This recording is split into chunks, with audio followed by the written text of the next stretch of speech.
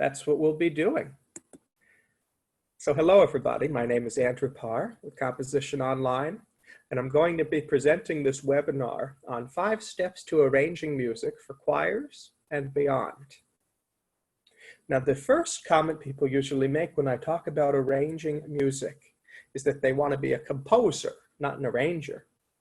But it's been my finding that developing the art of arranging first can lead to more success as a composer and as an arranger too, if that's something you are actually interested in.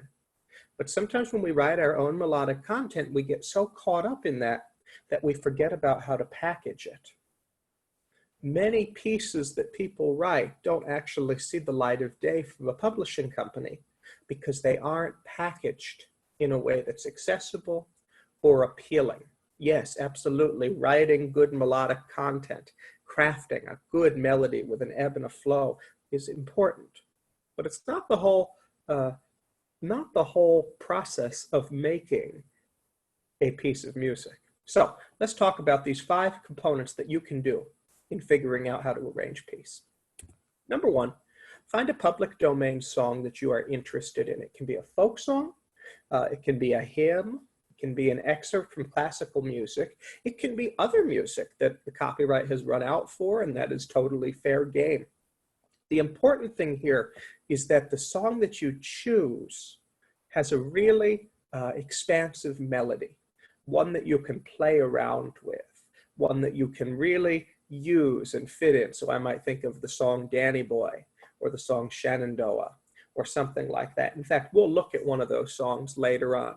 Hymn tunes are really wonderful because they cover basically an entire octave's range, sometimes more, and they will often take 16 measures of music, sometimes 8, but usually 12 or 16. Once you've got that piece of music or that melody in your mind, you need to think about who you're going to be arranging the music for. Is it a high school choir, a college choir, a middle school choir, an adult church choir, an adult professional choir? Notice that I have these in a certain order, whereas just because the ages of the singers are the same, that doesn't mean that they can all do the same thing, or their rehearsal time allows for them to do the same thing. A children's community choir will probably have more time and more skill, quote unquote, than an elementary school non-auditioned choir will, right? And so knowing that is really important when you're arranging a piece of music. String orchestra versus symphonic orchestra. Maybe think about it like that. The instruments that you're using are different or more. Number 3, you need to familiarize yourself with that melody. Now, this would be true if you were a composer as well. If you wrote a melody, you would commit that melody to your memory before you ever arranged it. But for me, if I'm using a song, public domain song, I will write it down and see how it looks on my software or on manuscript paper. I will sing it over and over. I will think about it. I will live with it for days. I will play it on the piano and harmonize it myself, because that will often inspire how I write at least the accompaniment, if not the entirety of the arrangement itself. So I need to get that melody committed to my memory. Number 4, you want to map out the order of events that will happen in the arrangement. So when the ensemble starts singing or playing, who is playing or singing that melody? Is everybody singing it? Is one section singing it? Is it not actually unison singing? Is it going to be where you share the melody among sections, and when the one section doesn't have the melody, they provide harmonization? Is it 4-part homophony the whole way through, more or less? Is there an augmentation where you have an interesting sort of canonic material going on? There are a lot of options on how to arrange music, but you need to think about the order in which you want to do things before you can create an entire piece. And 5th, and it's my opinion, this is where a lot of choral composers fall short: the accompaniment.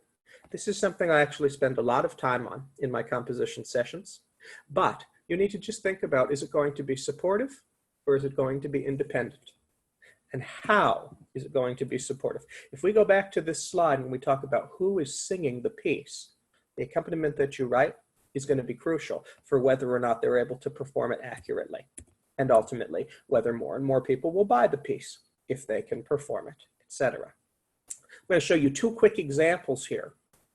This is song Shenandoah. This is one choral arrangement that somebody did, and you see what they've got for the piano accompaniment, which is good. I think it outlines the chords effectively. Obviously, in that third measure here, measure 9, you don't have a lineup of melody in the accompaniment, but I think it is supportive. Compare that now with this other arrangement of Shenandoah, where you have constant eighth notes going on. The bass line's very similar, but you have eighth notes going on over and over, and I think for some people that may be helpful to perpetuate the song along. For other people, it might not be necessary. Got a lot of choirs performing things a cappella very successfully these days.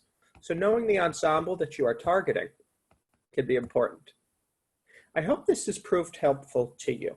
I love talking about arranging music so that it's appealing to a lot of choirs and performable by choirs. I request that you sign up for your first composition masterclass with me and see if I'm able to help you. You'll send me an email at this address or sign up on the page, compositiononline.com, pages instructors, where you can read about me and my biography, see what I'm up to, and see the kinds of things that I teach. I will work with you one-on-one to make sure that I'm setting up a class that will be successfully helpful towards your composition or arranging endeavors and goals. It's a pleasure to work with people who care about creating good music, and I want to thank you for your time here today. I hope you are very successful in your future, and I look forward with working with you in a composition lesson really soon. Thank you.